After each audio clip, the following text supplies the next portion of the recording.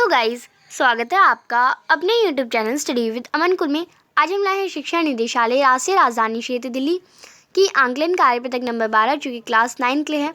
विषय आपका विज्ञान है। डेट है जिसकी 10 जनवरी 2022। आप अपना नाम और अपनी कक्षा अध्यापक का नाम लिखेंगे। तो ये जो आपकी वर्कशीट है वो आंकलन कार्यपत्रक है। पहले की जो वीक की वर्कशीट आई है उन्हीं में से क्वेश्चन है। आई होप आपको जितना आपने पढ़ा अभी तक उसमें आप अच्छे से क्लियर कर लेंगे। एंड चैनल को अभी तक सब्सक्राइब नहीं किया है तो प्लीज़ चैनल को सब्सक्राइब ज़रूर करें।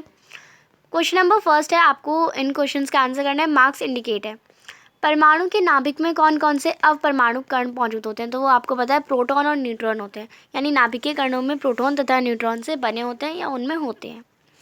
दूसरा प्रश्न है, प्रोटॉन की खोज किसने की थी। तो प्रोटॉन की खोज अर्नेस्ट रदरफोर्ड ने प्रोटॉन की खोज की थी। तीसरा प्रश्न है, परमाणु पर कौन सा आवेश होता है। तो परमाणु पर न्यूट्रल होता है। तो इसमें आप लिखेंगे परमाणु के जो द्रव्यमान है वो 99.94% से अधिक भाग नाभिक में होता है। प्रोटॉन पर और प्रोटॉन में क्या होता है, सकारात्मक विद्युत आवेश होता है। इलेक्ट्रॉन पे नकारात्मक और न्यूट्रॉन पर कोई भी विद्युत आवेश नहीं होता है। तो परमाणु पे भी कोई भी विद्युत आवेश नहीं होता, वो भी न्यूट्रल होता है। चौथा प्रश्न है, रदरफोर्ड ने अपने प्रयोग में किस धातु का इस्तेमाल किया था। तो उन्होंने सोने का यूज़ किया था। तो वह एक सोने की जो पत्ती था उसका चयन किया था और अल्फा के साथ यूज़ किया था। गुरुत्वीय त्वरण का एसआई मात्रा क्या होता है, मीटर पर सेकंड का स्क्वायर होता है। दूसरा प्रश्न है, इलेक्ट्रॉन की खोज किसने की। इलेक्ट्रॉन की विशेषता क्या है। तो इलेक्ट्रॉन की खोज जो जे थॉमसन ने की थी। और इलेक्ट्रॉन एक परमाणु के ऋणात्मक आवेश वाले अवपरमाणु कण है। इसका द्रव्यमान जो होता है वो नगण्य है और इसके ऊपर एक आवेश होता है और इसका प्रतीक E- होता है।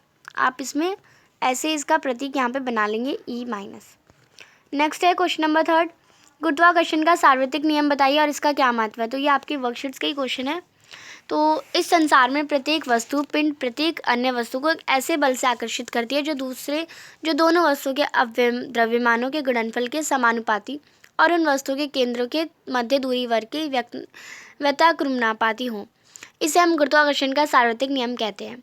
इसका महत्व क्या है। गुरुत्वाकर्षण का सार्वत्रिक नियम अनेक परिघटनाओं की व्याख्या करता है, जिनमें मुख्य हमें पृथ्वी से बांधे रखना, पृथ्वी के चारों ओर चंद्रमा की गति, सूर्य के चारों ओर ग्रहों की गति, चंद्रमा तथा सूर्य के कारण ज्वार भाटा, समुद्र में जल का स्तर बढ़ना या कम होना या नदी में जल का बहना वर्षा के लिए, ये सारे गुरुत्वाकर्षण के सार्वत्रिक नियम के महत्व है।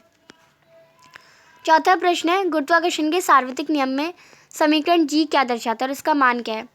तो गुरुत्वाकर्षण के सार्वत्रिक नियम में जो जी है वो ये दर्शाता है कि इसका मान होता है 6.734 इंटू 10⁻11 Nm का स्क्वायर और Kg का स्क्वायर। ये आप ऐसे लिखेंगे 6.674 इंटू 10⁻11 Nm का स्क्वायर और Kg का स्क्वायर, ये इसके साथ ही लिखेंगे एंड ये पूरा आप लिख लेंगे। देन आप आगे लिखेंगे सार्वत्रिक गुरुत्वाकर्षण के नियम के अनुसार गुरुत्वाकर्षण समानुपाती निरंतर है जिसे जी द्वारा निरूपित किया जाता है।